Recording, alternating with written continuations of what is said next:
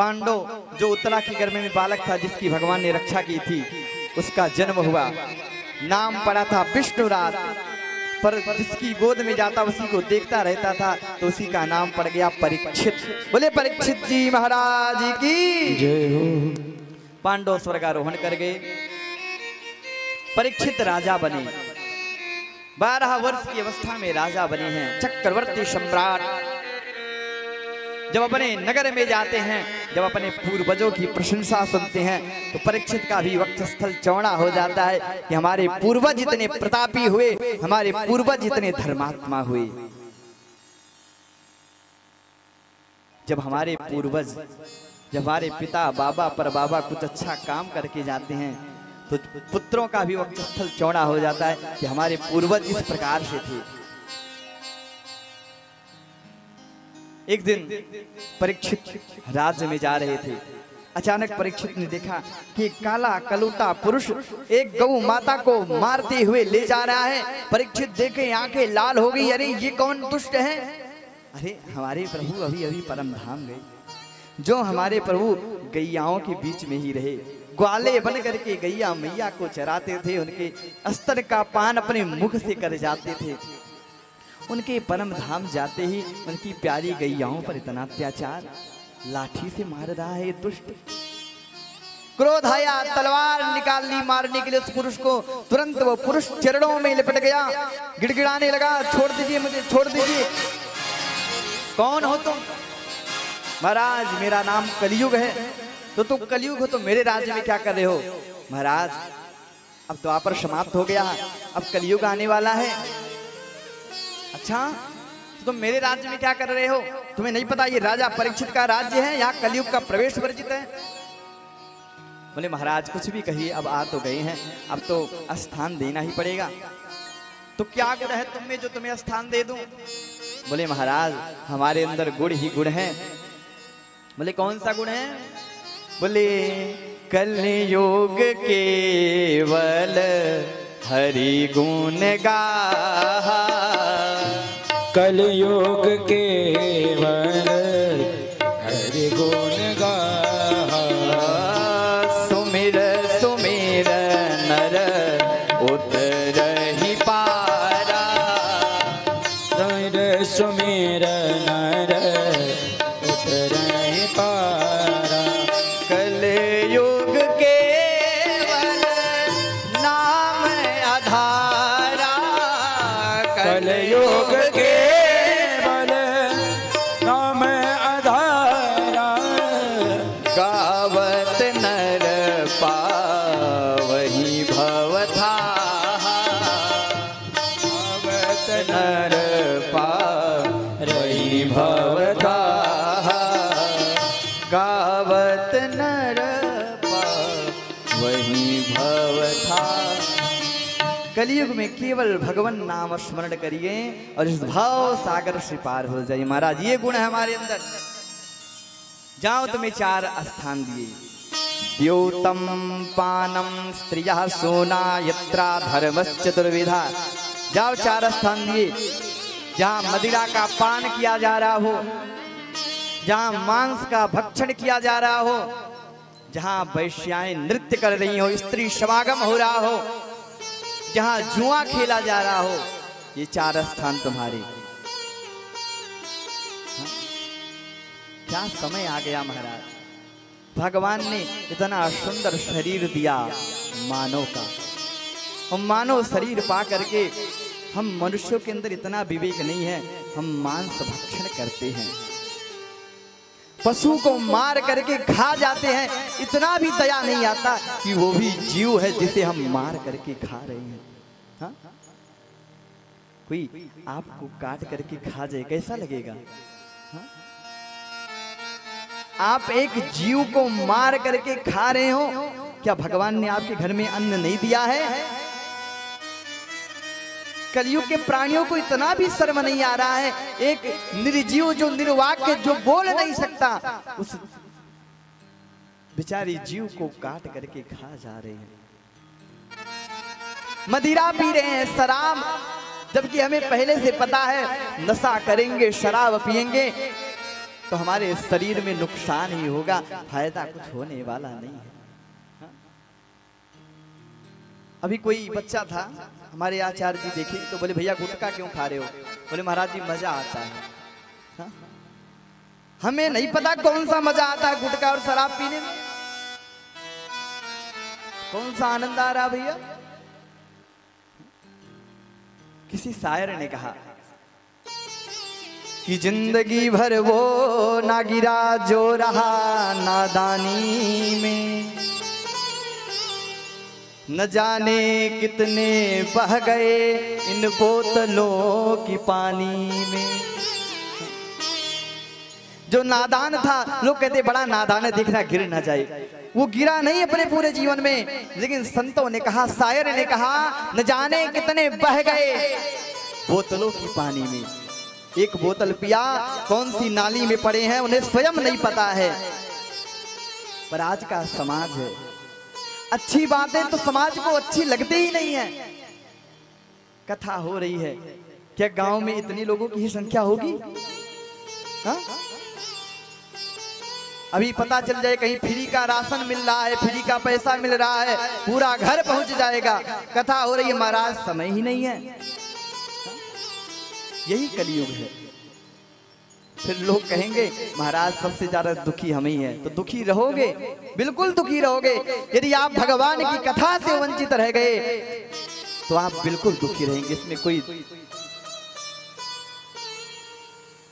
भगवान की जहाँ कथा हो रही हो वहाँ बिल्कुल जाना चाहिए। जहाँ कीर्तन हो रहा हो, जहाँ मंदिर हो, जहाँ सत्संग हो रहा हो, वहाँ नहीं जाओगे तो कहाँ जाओगे आप? एक मुसलमान हर शुक्रवार को अपने मस्जिद में जाना नहीं भूलता, और एक हिंदू है जिसे मंदिर जाने के लिए बार बार कहना पड़ता भैया मंदिर जाओ, मंदिर जाओ, पर मंदिर नहीं जाता है हिंदू। और जाएगा तो ऐसे उठ पटांग कपड़े पहन करके जाएगा कि मानो जैसे कोई पार्टी में जा रहे हैं। हाँ, वो टोपी लगाना नहीं भूल रहे हैं मस्जिद में जाने पर, और हम हिंदू धोती कुर्ता त्याग दिए, हम हिंदू जनेऊ पहनना छोड़ दिए। हम ब्राह्मण कहते, शर्म नहीं आती ब्राह्मण बनने में? सिर पर आपके शिखा नहीं है, कंधे पर यज्ञोपवीत नहीं है, जींस का पैंट पहन करके घूम रहे हो और हिंदू कहते हो अपने आप को, शर्म नहीं आती? वेद नहीं पढ़ रहे हो, वेद के मंत्रों का अध्ययन नहीं कर रहे हो, शास्त्रों का पालन नहीं कर रहे हो, हिंदू अपने आप को कहते हो। किसी के मस्तक पर चंदन नहीं लगा हुआ है, हिंदू कहने में हमें आपको शर्म नहीं आती, लज्जा नहीं आती है। ऐसे हिंदू बनेंगे हम सभी, ऐसे हम सभी ब्राह्मण बनेंगे। आज समाज में जो दुर्गति हुई है ब्राह्मणों की, हिंदुओं की, उसका क्या वर्णन करना। ब्राह्मण अपने बच्चों को वेद नहीं पढ़ाना चाहते हैं। कोई ब्राह्मण ये नहीं चाहता कि मेरा बालक पंडित बने, मेरा बालक ब्रह्म का ज्ञान रखे, मेरा बालक वेद पढ़े, शास्त्र पढ़े, इसके अनुकूल आचरण करे। कोई पढ़ भी रहा है तो ये समाज ऐसा हो गया है। परीक्षित ने 4 स्थान दिए। कलयुग कहता महाराज इतना बढ़िया गुण है, कम से कम एक बढ़िया स्थान तो दो ना। कहाँ चाहिए स्थान? कहा स्वर्ण में स्थान दे दीजिए। कहा जाओ तुम्हें स्वर्ण में स्थान दिया। किसी ने कहा कि कलयुग का जब वास स्वर्ण में है, सोने में है, तो भगवान एकादश स्कंध में कहते हैं धातु नाम कांचनम अस्मि, धातुओं में सोना मेरा स्वरूप है। तो जिस स्वरूप में भगवान है वहां पर कलयुग कैसे? तो संतों ने समाधान कर दिया। कहा जाओ जो स्वर्ण मेहनत से ईमानदारी से प्राप्त किया गया हो उसमें भगवान का वास, जो किसी से छीना गया हो, बेईमानी से प्राप्त किया गया हो, उस सोने में कलयुग रहता है। इसलिए वो सोना कभी किसी का हितकारी नहीं होता है। इसलिए घर में भोजन बनाइए, आप सभी वस्त्र लाइए, आभूषण लाइए, कपड़ा लाइए, वाहन लाइए, कुछ भी लाइए तो पहले भगवान को समर्पित करना चाहिए, क्योंकि वो वस्तु दोष से रहित हो जाए। ईमानदारी से पूछें तो बताइए कितने लोग अपने अपने घर में भोजन का भोग लगाते हैं ठाकुर जी को? हा?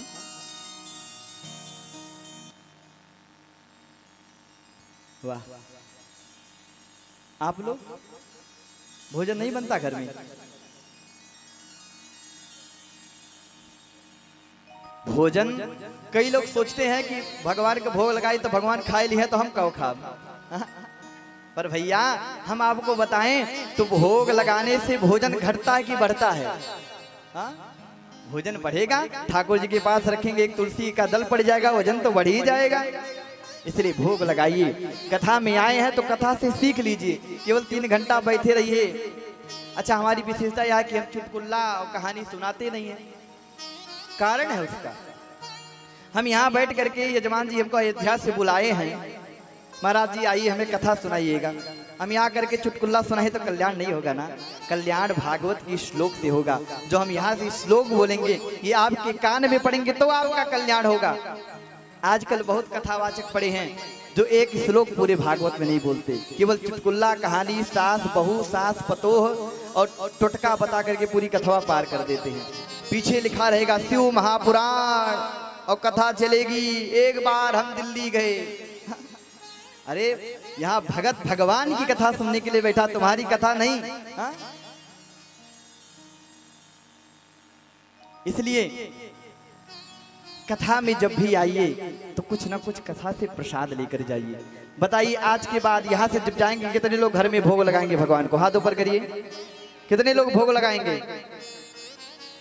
हाथ सबके ऊपर होने चाहिए। ये वचन दीजिए कि हम भगवान को भोग लगा करके भोजन पाएंगे। अच्छा सही सही बताइए कितने लोग नहा करके आए हैं? ये नहीं पूछेंगे नहीं, कल से कुछ लोग आएंगे ही नहीं। बोले महाराज जी सच्चाई उगलवा लेते। श्री राम जय राम। तो बोले हम लोग भगवान को भोजन का भोग लगाते हैं तो भोजन नहीं रह जाता, फिर वो क्या हो जाता है? तो गोस्वामी जी कहते हैं तुम ही निवेदित भोजन करही, तुम ही निवेदित भोजन करही, तुम ही निवेदित भोजन करही, तुम ही निवेदित भोजन करही, प्रभु प्रसाद पट भूषण धरही, प्रभु प्रसाद भूषण धरही। भगवान को जब समर्पित करेंगे तो प्रसाद हो जाएगा। कलयुग को स्वर्ण में वास दिए परीक्षित अपने महल में आए। पुराना संदूक खोला अपने पूर्वजों का तो एक बढ़िया सोने का मुकुट दिखाई पड़ा। ये मुकुट भीमसेन ने जरासंध को मारा था और वो मुकुट भीम ने छीन करके लाया था। अब जब छीन करके लाए थे तो इसमें कलयुग का वास होगा, क्योंकि अभी अभी परीक्षित वचन देकर के आए। अब जैसे मुकुट को धारण किया परीक्षित ने तो अंतर कलयुग कहता महाराज पहला स्वागत आपसे ही करेंगे। कलयुग आकर के सर पर बैठा। परीक्षित गए शिकार करने के लिए। जंगल में प्यास लगी और जब प्यास लगी तो महाराज समीक मुनि का आश्रम दिखाई पड़ा। जितने बच्चे थे, विद्यार्थी थे, वो तो जल लाने के लिए नदी में गए थे। समीक मुनि ध्यानस्थ बैठे थे। परीक्षित जल की गुहार की, कोई नहीं सुना। जब परीक्षित आश्रम में गए, समीक मुनि को ध्यान मुद्रा में देखा। अच्छा जल ना देना पड़े इसलिए समाधि लगाकर बैठे हैं। क्रोध आया परीक्षित को। एक अपने तीर की नोक से मरा हुआ सर्प उठाया और समीक मुनि के गले में सर्प को लपेट करके चले गए। एक शिष्य देखा गुरुदेव के गले में मरा हुआ सर्प, दौड़ करके गया। समीक मुनि के पुत्र हैं जिनका नाम है श्रृंगी ऋषि। अरे तुम यहाँ स्नान कर रहे हो, वहां तुम्हारे पिता के गले में कोई मरा सर्प डाल करके चला गया। क्रोध आया, कौशिकी नदी का जल लिया और कौशिक्यापस्पृश्य वाग ब्रजम जहाँ जल लिया श्रृंगी ने और श्राप दे दिया। इतलंघित मर्यादम तक्षकः सप्तमनि तक्षामि स्वकुलंगारम जोरितो में तद्द्रोहम। जाओ, जिस दुष्ट ने मेरे पिता के गले में मरा हुआ सर्प डाला है, आज के 7वें दिन तक्षक के दसने से उसकी मृत्यु हो जाएगी। श्राप दे दिया श्रृंगी ने। लौट करके आए, रुदन करने लगे। पिता की आंखें खुली, क्या हुआ पुत्र? पिताजी आपके गले में किसी दुष्ट ने मरा हुआ सर्प डाल दिया। ध्यान लगा कर देखा, अरे ये तो राजा परीक्षित थे। पुत्र ये क्या किया तुमने श्राप दे दिया। अरे ऐसा राजा भूतो न भविष्यति, ऐसा धर्मात्मा राजा न कभी हुआ है न कभी होने वाला है। अरे जाओ कोई परीक्षित को बताओ, उन्हें श्राप लगा है। परीक्षित आए, जब मुकुट उतारा तो कलयुग सर से गायब हुआ। परीक्षित को बड़ी ग्लानि हुई, अरे आज हमसे संत का अपमान हो गया। एक बात बताएं, यदि आपको अपनी गलती का पश्चाताप हो रहा है तो उससे बड़ा पश्चाताप कुछ नहीं हो सकता यदि आपको अपनी गलती का एहसास हो गया। परीक्षित सोचने में क्या करूं, उसी समय शिष्य आता, महाराज आप यहाँ घूम रहे हो, आपको श्राप लगा है, 7 दिन में आप मरने वाले हो, मुझे मेरे किए की सजा मिल गई। तुरंत परीक्षित अपने पुत्र जन्मेजय को राजा बनाए। राजसी आभूषण उतार करके, वलकर वस्त्र पहन करके परीक्षित अपने मोक्ष का मार्ग खोजने के लिए निकल पड़े। आज परीक्षित समस्त ऋषि मुनियों से पूछते हैं, महाराज मेरी मुक्ति कैसे हो, मुझे श्राप लग गया, 7वें दिन मेरी मृत्यु हो जाएगी। और जब राजाओं को श्राप लगा है, राजा भाई इतने बड़े राजा चक्रवर्ती है, तो ऋषि मुनि स्वयं इनके पास आ रहे हैं, जिनको जितना ज्ञान है सब लोग उपदेश कर रहे हैं। महाराज कौन कौन आया? अत्रि वसिष्ठश्च वनः शरद्वान् निष्टनेमि भृगुरांगिराश्च पराशरो गादिस्तोथ राम उत्थै इंद्र प्रमदेत्मवाहो। बड़े बड़े अत्रि मुनि वशिष्ठ आ रहे हैं। परीक्षित को संतुष्टि नहीं हो रही है। उसी समय महर्षि वेदव्यास, जिन्होंने कल कथा सुनी होगी उनको समझ में आएगा, जो सुखदेव महर्षि वेदव्यास अपने पिता के घर भागवत पढ़ने आए थे, आज वही भगवान सुखदेव भागवत का अध्ययन करके निकले हैं। अवधूत हैं, केवल लंगोट धारण करते हैं, बाकी पूरा शरीर नंगा रहता, आलिंगन रहते हैं। ऐसे महाराज श्री सुखदेव जी का जब आगमन हो रहा है तो मानो ऐसा लगता है कि साक्षात भगवान ही व्यास जी के पुत्र बनकर के आ रहे हो। तत्र भवत् भगवान व्यास पुत्रो यदेक्षया गामट मानो नपेक्षा अलक्षलिंगो निजलाभतुष्टो वृतश्च बाले अवधूत भेषा। अलिंगन अवधूत भेष है। गांव में बच्चे देखते हैं, अरे नंगू बाबा आ गए, नंगू बाबा आ गए, सब परिहास करते, पर सुखदेव जी तो सबको भगवान की दृष्टि से देखते हैं। सुखदेव जी न किसी को छोटा समझते हैं, न किसी को बड़ा। सुखदेव जी को स्त्री और पुरुष में भेद नहीं पता है कि स्त्री और पुरुष में क्या भेद है। ऐसे बीतरागी अवधूत सुखदेव जी को जब समस्त ऋषि मुनियों ने आते देखा, सब लोग दौड़ करके गए, सब सुखदेव जी के चरणों में लेट करके प्रणाम कर रहे हैं। किसी ने कहा आयु तो सुखदेव जी की 16 साल की है, 16 वर्ष की है, और ऋषि मुनि इतने बड़े बड़े वो लेट करके प्रणाम कर रहे हैं। अरे हमारे यहाँ प्रथा है कि जब छोटे आते हैं तो बड़ों लोगों को प्रणाम करते हैं, कोई बड़ा तो छोटों को नहीं प्रणाम करता ना। पर आज सबसे छोटे सुखदेव जी हैं और बड़े बड़े महात्मा लेट करके प्रणाम कर रहे हैं। क्यों?